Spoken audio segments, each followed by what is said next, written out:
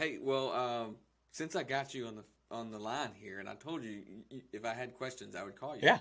So I have a question. We have this mobile home deal. Let's talk about it.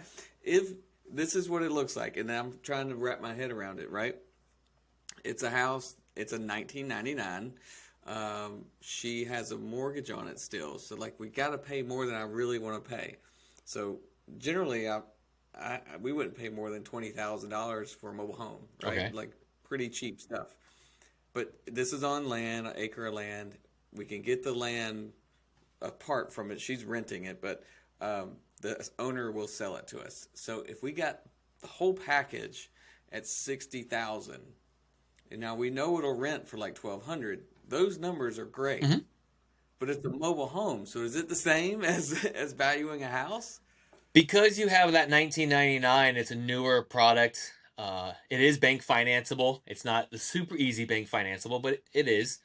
I don't know in South Carolina the exact code for the tie downs and straps, but most Right. likely that is up to code because in Florida it's actually older than that is when they did the major code change. So you want to check the code no matter where you're at on that. Um, I'll tell you, I would. Here's a question back at you. How much is the land worth?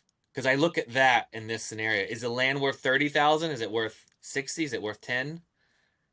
So the land is probably worth 15 to 20, Okay. which is what we think we can pay for it. Like I don't think we'll get a discount on it. Maybe we haven't asked for the discount yet. The seller of the mobile home, the seller of the property has already said to the mobile home person, "Hey, we'll sell you this for this." So Is the mobile home and the land owned by the same person? Are you buying both? yeah, they're separate. Oh, okay. So you're looking to buy So we just, have to buy them separate. you're going to buy both though. Yeah. Okay. So, So if we bought them both, we'd be all in about 60. maybe to reword it a little bit, you were essentially going to buy a single unit mobile home park so the dirt, and then you're going to have the home. So there's two separate kind of pieces going on here Yeah. for people. Um, Yep. I would definitely be looking at that. As long as I like the dirt, that's a big piece of it because you can still get really strong winds where you're at if you had a big Cat 5 hurricane to come through, and True. that's Yeah. probably one of your biggest risks there. If you had a big tree leaning right over it, now you have that big risk of that. But I want to see what my big risk of the home is. If it got flattened Okay. out and now all I own is this dirt, if I like that scenario, because it's not the biggest chance of that happening, but we want to play that out, then I would still Right. go forward. I would most likely buy those numbers here where I'm at. I'll give you a similar Okay. one, the one that we just closed on last week. We're paid $97,000 for it, Wow. and that's a half an acre of land, a 1999. We are gonna Hmm. put 5,000 into it. Let's just say we have 10,000 between closing costs, repairs, and we're gonna rent it 1,500 to 1,700, kind of in that range.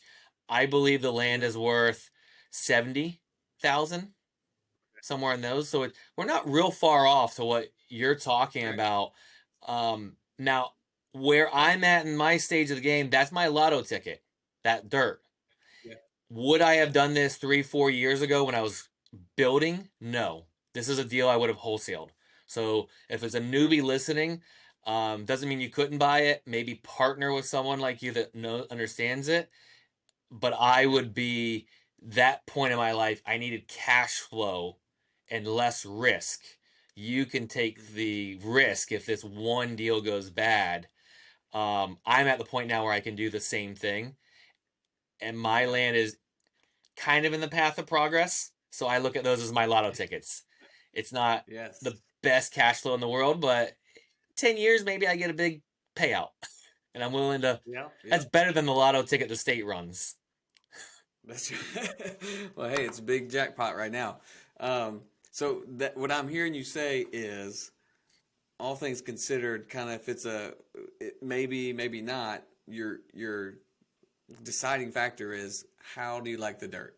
Is the dirt on the upswing or is the dirt down a dirt road with the junkyard and bad neighbors and the stuff out in the country where nothing's coming.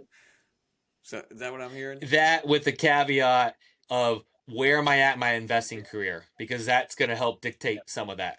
Sure. And when we finish recording this and it produces, we're both going to be in a different spot then, because we change every day because circumstances change. Yes. So I think that's an important piece for people to get, especially when they're starting out. That we tend to compare ourselves to people that already have it all, and we're buying different stuff there.